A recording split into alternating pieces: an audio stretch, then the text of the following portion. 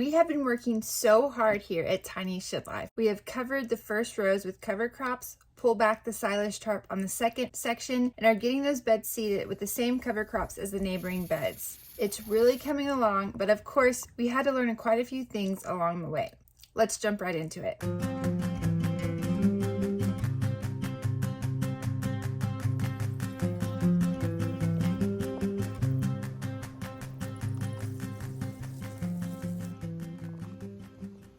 Our first attempt at cover cropping at the end of last year did not go so good.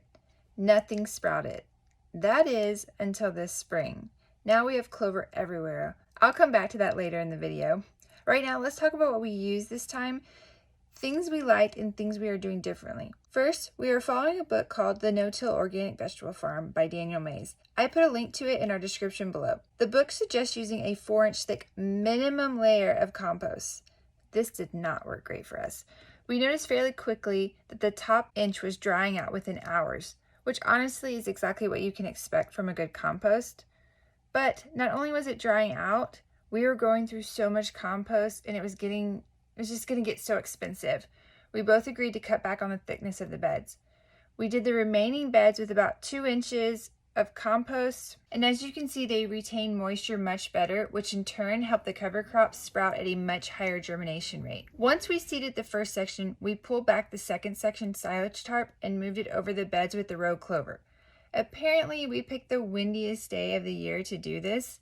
It was so exhausting. At one point, I thought the tarp was going to rip my arm off.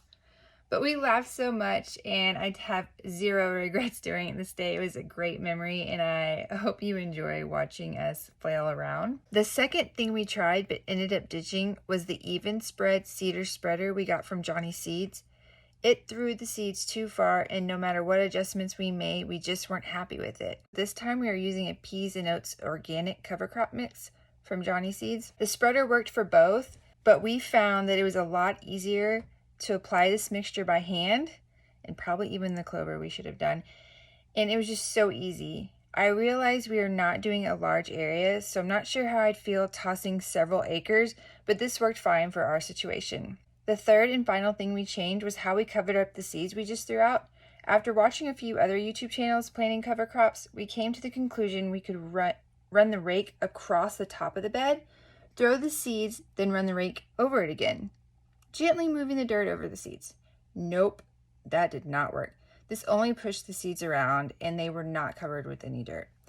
I immediately got worried and called the family to help me hand push as many seeds into the soil to a depth of 1 inch. Yes, it was a lot of work and not a sustainable method.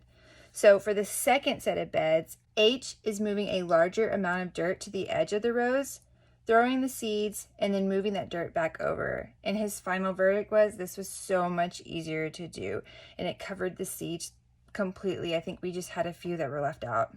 Now we just need to water and wait. Hopefully these come in much quicker than the last batch. We really appreciate you watching and learning with us. Be sure to subscribe and hit the notification button so you don't miss any videos and updates.